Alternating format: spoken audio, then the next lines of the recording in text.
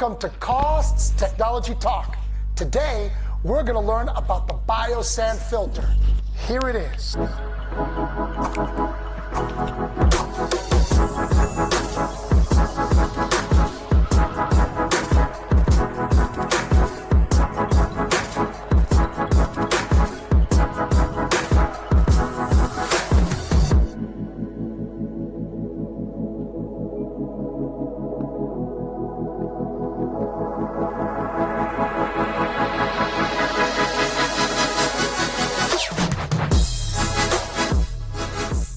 Okay, let's check it out, shall we?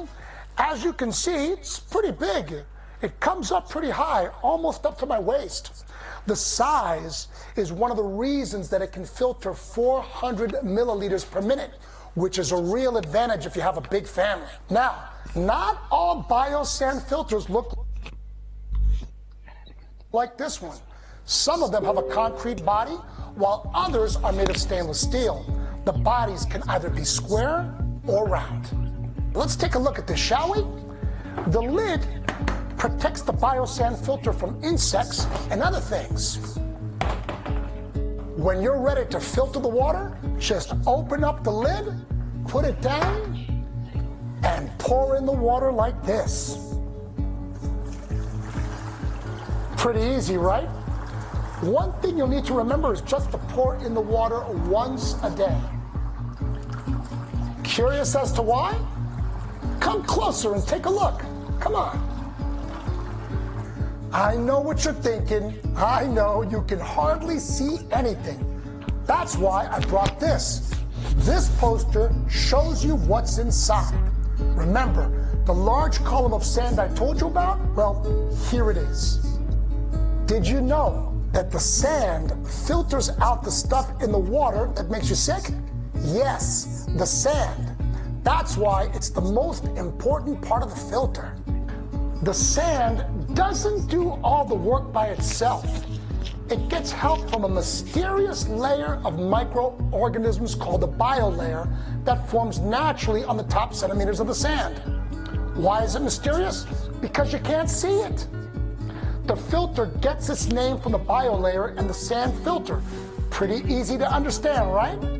The other parts of the filter are there to make sure that the sand and the biolayer are doing their jobs effectively. Like that standing water layer, it's there to make sure that the biolayer gets enough water and oxygen. We can't let it dry out. That's why we pour water in the filter every day. And this right here, this is called a diffuser.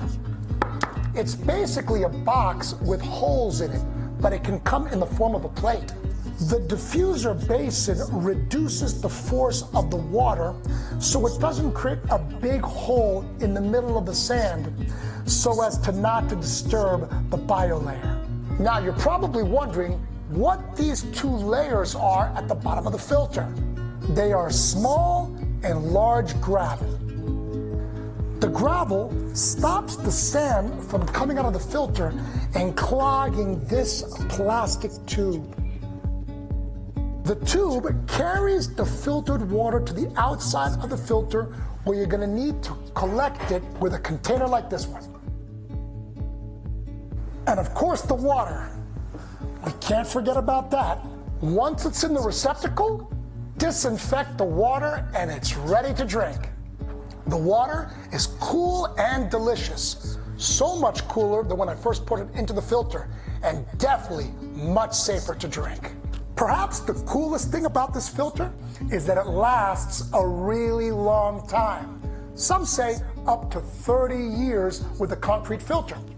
You don't have to replace any parts, except perhaps the safe storage container. Well, that's it for today. There's way more to learn about the Biosand filter. If you're curious, check out the videos at the link on your screen. Have a great day, everybody.